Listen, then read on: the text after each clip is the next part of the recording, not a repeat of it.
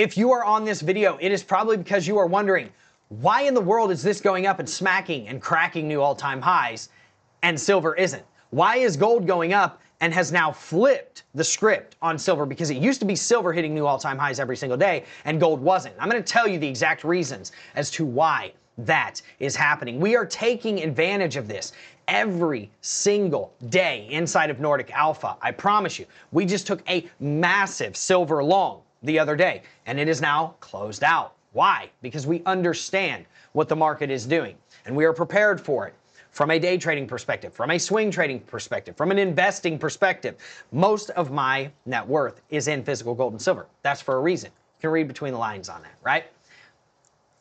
Now, I want you to understand what's going on behind the scenes with the market and why, in my opinion, gold is a little bit more bullish short term than silver is. And I'm going to show you that with fundamentals first, and then we're going to talk about the technicals and show you why I think the price target that I have, which is above $5,000, is going to get hit on gold before the $100 price target on silver is going to get hit, okay?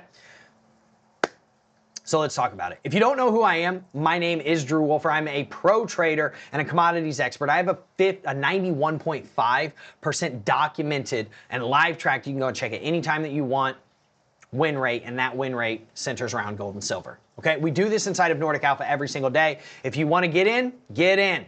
I'm sure you it is the least expensive it will ever be. Right now, it's $29 a month. It's less than $1 a day. Let's talk about why gold is a little bit more bullish, okay? Gold is a little bit more bullish than silver for two reasons. One, margin requirements. If you understand margin requirements in futures, you know that they just raised the margin requirements 3 times for silver. And every time that they raised it for silver, guess what they also did? They raised it for gold, okay? They raised it for platinum. They raised it for palladium, okay? But what happened the last time that they raised the rates? The margin requirements on silver. They lowered them on gold. What are they telling you? Well, they just tipped their hat to you and said, hey, look, we want you to buy gold. We don't want you to buy silver. We want you to sell silver. We want you to get out of that market. Silver was going parabolic. They kept raising those rates. Now, they do not raise rates to entice people to get into the market. They raise rates to entice people to get out of the market. So those margin requirements being raised is mad bearish for silver, okay? They want you to sell. They want you to get out of those positions. And they're telling you, hey, we want to push this thing down. And we want you to be the catalyst that makes it happen. And we're going to show you on the charts where that'll happen. Second to that, they lowered the prices or the margin requirements on gold. And what they're telling you is we want you to buy this. We lowered the requirements to make it easier for you to get in on this because we want you to pump our bags. And that leads us into why. Because central banks are buying gold. It is a tier 1 asset now. They have created a nice floor for gold and they want to see it continually going up. It is a recession-proof asset. It has zero counterparty risk. Countries and banks and the institutions are all buying gold right now. The difference in between gold and silver, gold has economic demand, whereas silver, because it's a tier 1 asset, gold, right? Whereas silver has industrial demand almost entirely baked into it. And at some price point in the future, silver will price its way out of that industrial demand. It will price itself out of that market, just as gold did back in the day. Gold used to be used in industrial products as a conductor. Then it priced itself out and they said, you know what, silver's way cheaper, let's use silver. It's almost as conductive, right? Then if silver prices itself out, they're gonna go to copper. It's just simple economies to scale. It's simple capitalism and it's simple profit margin and economics, okay? So let's show you on the charts why gold is a little bit more bullish than silver as well, not just from that fundamental perspective, okay? So let's go to silver first, okay? Now we actually took this massive, massive long trade right here. Boom, look at that baby. We actually got out like right around here. 54.5x risk to reward ratio. If you don't believe me, get into the Nordic Alpha Private VIP Academy where I gave this trade out 2 times. They call me Drew 2 times because I do everything 2 times, right? How do I know that? Bang! We gave it out back here, boom, full take profit right there. Then we got the same trade right all over again, baby, and then boom. And all you got to do is get into that private VIP trading room, baby, and you're going to see all of my trade ideas on gold, on silver, and all of this stuff. Boom, crypto, gold, silver, equities. You're going to see all of it inside of the private VIP Trading Academy. Now, with that being said, let's talk about what's going on. Okay, we know we killed it on those trades. That's perfectly fine. Now, if you know anything about me, I trade smart money concepts, okay? And I want to show you something from a market structure perspective. So we're going to look at the hourly, the 4-hour, the 12-hour, and the 1-day market structure. And this is going to take a lot less time than what you probably think it's going to. From a 1-hour, 12-hour, 4-hour, and 1-day perspective, you have to break up above here, right? Which is essentially $95.78 to remain bullish. But as soon as you break below right here, okay, right there, that is going to tell you bearish nature, okay? And what is that level? That level is exactly $92.11. Now, if you break under here, this is the problem, okay? Because our lows from a short-term time frame perspective are getting very and dangerously close to where price actually is, and we are setting bearish divergences out the wazoo on the 1-hour, the 4-hour, the daily chart, everywhere, right? Now, a lot of times that comes in at tops, okay? And I'm not saying this is the top on silver. I'm saying if you lose this level, you're likely to come back down here to about 86 bucks. That's a pretty decent shed before you can start thinking about, you know, moving back up. That's 6.5%, okay?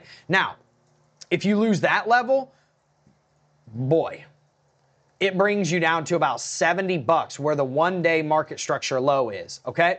Now, could you find support here at this double top right at $82.60? Yep.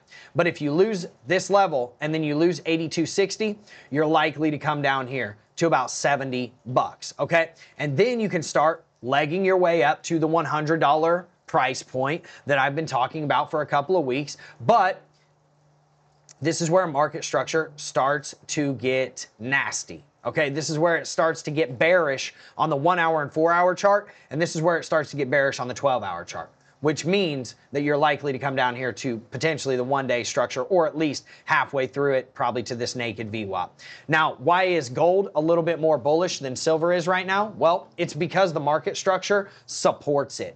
Okay, so we're going to take all this stuff off here, and I'm going to show you the market structure from the 1-hour, 4-hour, 12-hour, and 1-day perspective, just as I just did on silver, okay? And if you want the real deal Holyfield and the real actionable insights, you have to get inside of Nordic Alpha. It's the first link in the description. I can't state that enough. Now, in order to remain bullish, all you got to do is close a candle above 48.91.90, right?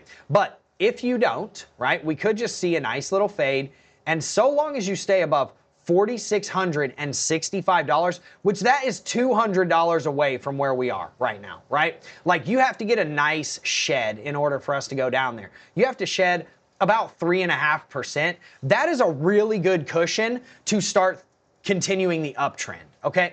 Now, if you do get a bounce from there, you're likely to start coming up here to the new all-time highs. And I'll show you where those new all-time highs will likely be, all right?